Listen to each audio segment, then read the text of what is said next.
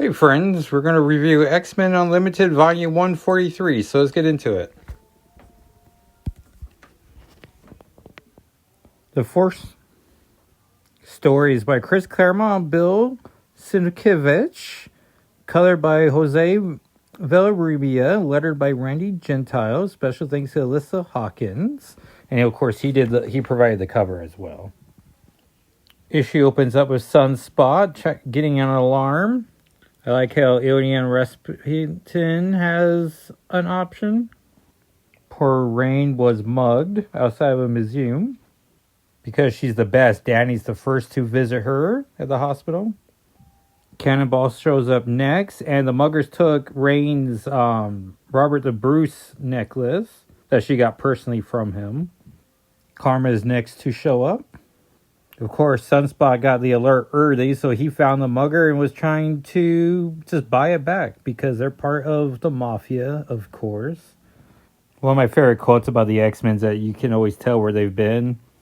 But yeah, the team came back and they got her necklace. They're at Harry's hideaway and they're looking at one of their favorite pictures. There's Ileana right there, Magic. And as old friends do, they talk about the ones they've lost and they remember Magic. And this must have came out right when Myra McTaggart allegedly died, as they're remembering her as well, who was Rain's adopted mother. And that is the end of story 1. Story 2 is brought to us by Stephen Grant, Paul Smith on art, Jeremy Cox on coloring, and Randy Gentile on lettering. And this is one of my favorite stories involving Lockheed right after Excalibur. It's to explain why Lockheed's not in the 35th anniversary X-Men team. Because he was off having an adventure. Look at his poor little wing. Oh. So some jerks are trying to shoot at him. And then they come across these two girls who they're super afraid of as they know some magic. So of course they love the idea of a purple dragon. Their mother is supportive of them having a dragon, as she is definitely scared of them. Look how cute Lockheed is. And of course this is drawn by Paul Smith, who's Lockheed's co-creator. He also created Madeline Pryor and a slew of other Marvel characters. They want an apple and the store manager just lets them have it.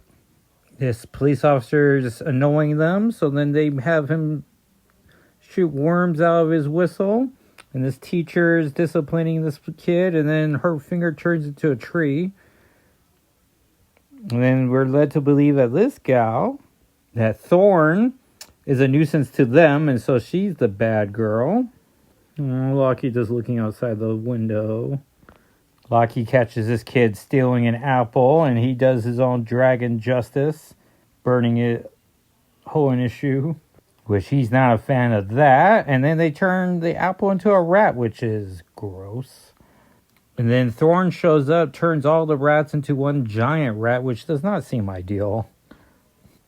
Now, she's under the impression she's a stronger magic user. And so she thinks the dragon, Lockheed, is a spell. And so she tries to turn him into flowers. But you can't turn Lockheed into flowers. He's a real dragon. And he could have killed her here, so bad Lockheed.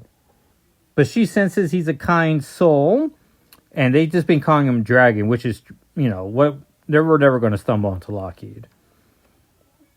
But he sees that Thorn's a kind-hearted person, and then the girls do not like that, so they throw pebbles at him, which do not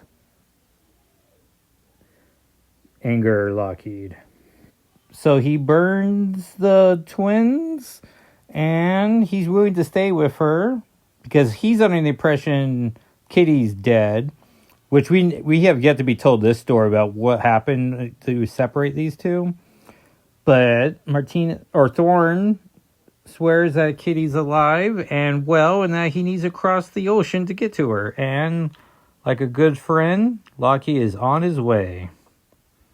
And that was X-Men Unlimited Volume 143, our last 43rd issue for a while.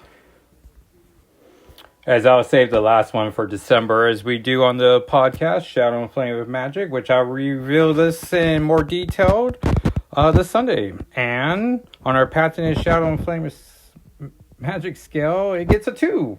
Well, a 3 if you're generous with the kitty reference. And thanks for watching, everyone. Bye.